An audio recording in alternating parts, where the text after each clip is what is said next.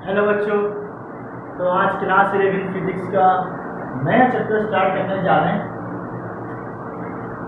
SHM, waves and sound.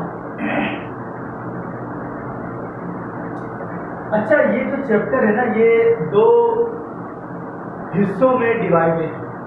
एक तो है इसका, एक पार्ट है इसका एसएचएम और एक पार्ट है इसका वेव्स एंड साउंड। तो पहले तो अपन पूरा एसएचएम पढ़ेंगे, क्या डेरिवेशंस हैं, कौन कौन सी डेरिवेशंस आती हैं और इसके न्यूमेरिकल्स करेंगे। तो पूरा पार्ट हम पहले एसएचएम का पढ़ेंगे और उसके बाद वेव्स एंड साउंड स्टार्ट करेंगे। तो शुरू करते हैं एसएचएम।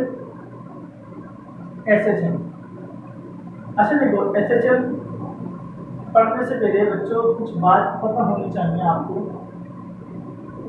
बच्चों, पीरियोडिक मोशन क्या होता है? क्या होता है periodic motion? The motion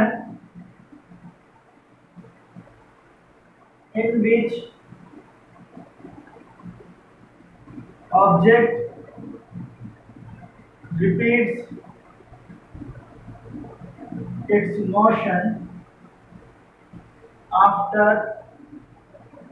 regular time interval। हाँ, इसी को कहते हैं पीरियोडिक मोशन। वही वो मोशन जिसमें ऑब्जेक्ट अपनी मोशन को एक फिक्स टाइम के बाद रिपीट करे, ठीक है ना। रेगुलर टाइम इंटरवल मतलब एक फिक्स टाइम के बाद अपनी मोशन को रिपीट करे, उसे कहते हैं पीरियोडिक मोशन। अब भाई जैसे कि रोजाना क्या करते हो तुम, सुबह 8 बजे के टाइम या 7 बजे के टाइम में, 7:30 जो भी तुम्हारा टाइम है कॉलेज का, तुम सुबह उठ के कॉलेज जाते हो, डेली यही करते हो ना। रोजाना एक फिक्स टाइम पे तुम क्या है कॉलेज जा रहे हो, ये भी तुम्हारी क्या है पीरियोडिक मोशन। समझाने का एक तरीका है। तो जैसे ये क्या है, तुम एक मोशन को अपनी रिपीट कर रहे हो, फिर शाम को कोचिंग भी जाते हो 5 बजे अगर पढ़ते हो तो एक फिक्स टाइम के बाद जब ऑब्जेक्ट अपनी मोशन को रिपीट करे वो क्या है, पीरियोडिक मोशन।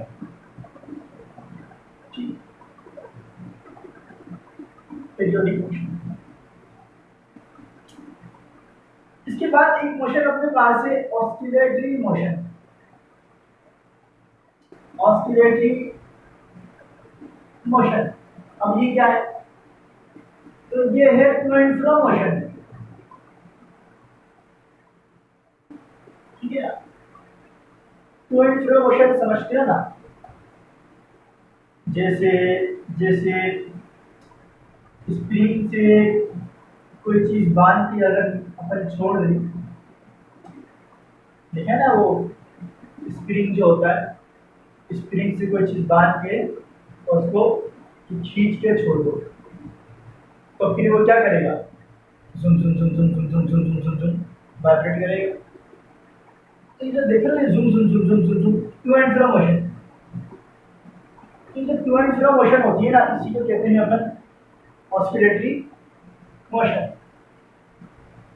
इसको वाइब्रेटरी मोशन की कहते हैं, vibratory motion.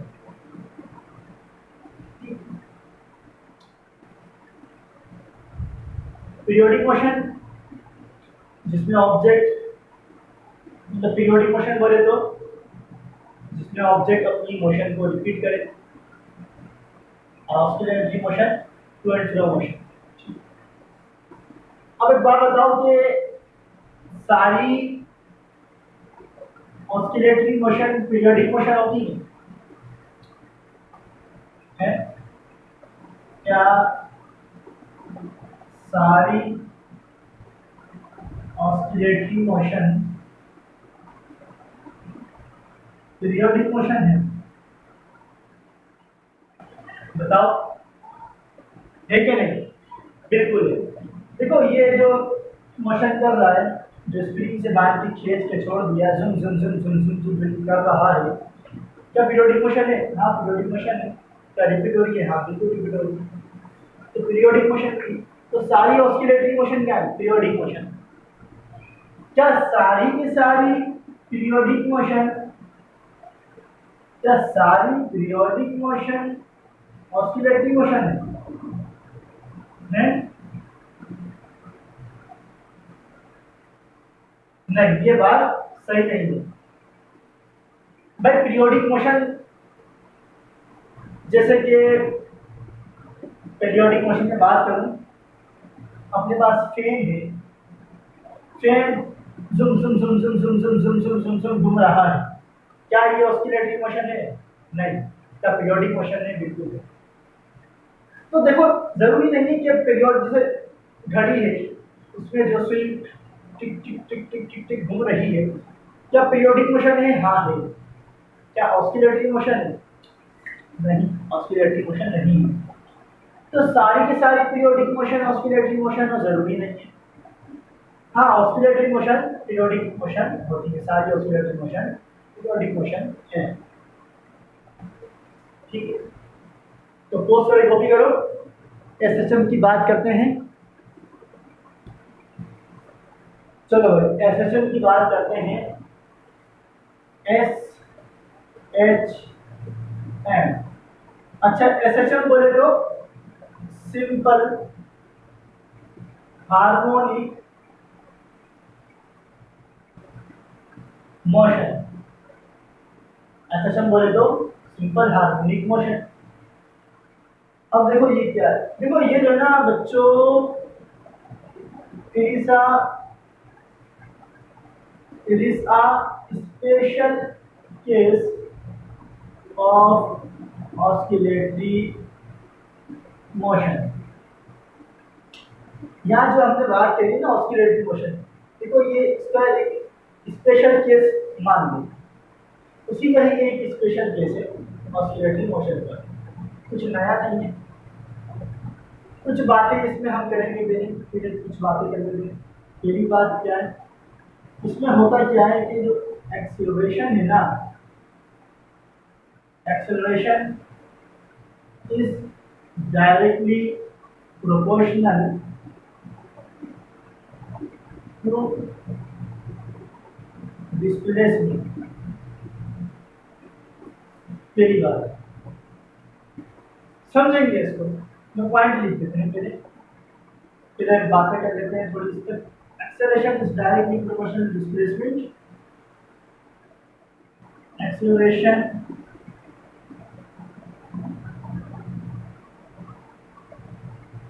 is in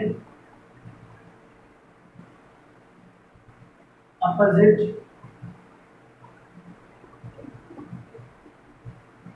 direction, या मैं ऐसे कह लूं कि टुवर्ड्स मीन पोजीशन। और जो amplitude of vibrating body must be small. चलो समझते हैं बात। पेंडुलम से इस कहानी को लेकर अपन चलेंगे। पेंडुलम, ठीक है। एसएचएम है क्या? देखो अपन ये बातें, अगर कोई भी ऑब्जेक्ट अपने पास है और इन बातों पर पूरा हो रहा है तो अपन बोलेंगे कि भाई वो एसएचएम परफॉर्म कर रहा है। पहली बात क्या है, हम इसे पेंडुलम से समझेंगे, ठीक है ना। मान लीजिए अपने पास है भैया पेंडुलम, ठीक है, ये अपने पास पेंडुलम। पहली बात, acceleration is directly proportional to displacement. मानो ये अभी अपनी क्या मीन पोजीशन पर है ना, अभी इस पे कोई भी छेड़खानी नहीं करी हमने, तो ये क्या है? मीन पोजीशन, मीन पोजीशन है। अब मानो मैंने इसको थोड़ा सा डिस्प्लेस कर दिया,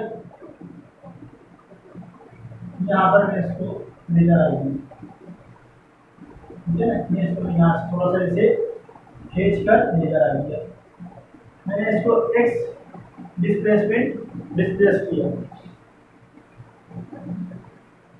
तो तेरा पॉइंट क्या है कि acceleration directly proportional to displacement, जितना ज़्यादा डिस्प्लेसमेंट इसको दोगे उतने ही ज़्यादा एक्सेलरेशन के साथ ये वापस आएगा, ठीक है नहीं भाई? वो झूला देखा है ना तुमने पार्क वगैरह में, अगर कभी गए हो तो जो उसमें झूला देखा है तो पीछे से धक्का मारते हैं, ठीक है ना? तो जितना हम ज़्यादा डिस्प्लेस करते हैं झूले को, जोर से धक्का मारते हैं, ठीक है ना, ऐसे ही होता है ना, तो ज़्यादा डिस्प्लेस होता है।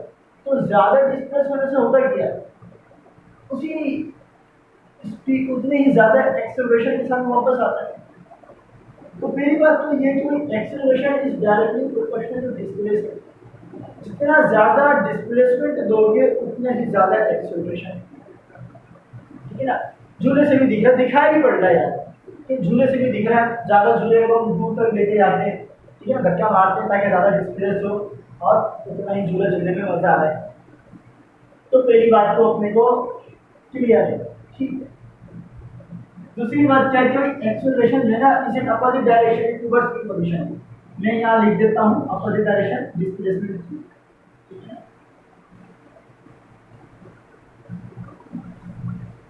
तो एक्सेलरेशन में वो अपोजिट डायरेक्शन में हो डिस्प्लेसमेंट, जिस डायरेक्शन में डिस्प्लेसमेंट दिया है इसके अपोजिट डायरेक्शन में क्या होना चाहिए, एक्सेलरेशन। पर डिस्प्लेसमेंट को कैसे लेकर जा रहे तो वापस आएगा, कैसे आएगा, कैसे वापस आएगा, डिस्प्लेसमेंट ऐसे दिया है, एक्सेलरेशन कैसे अपोजिट, ठीक है। बट डिस्प्लेसमेंट ऐसे दोगे तो वापस तो इसी आएगा ना, ऐसे आएगा, ये डिस्प्लेसमेंट ये एक्सेलरेशन और उसकी डायरेक्शन क्या होगी, अपोजिट, ठीक है, ठीक है। ये भी क्लियर हो रहा है, दिखाई पड़ रहा है। या ऐसा कह लो कि मीन पोजीशन की जानिब डिस्प्लेसमेंट हो, ठीक है।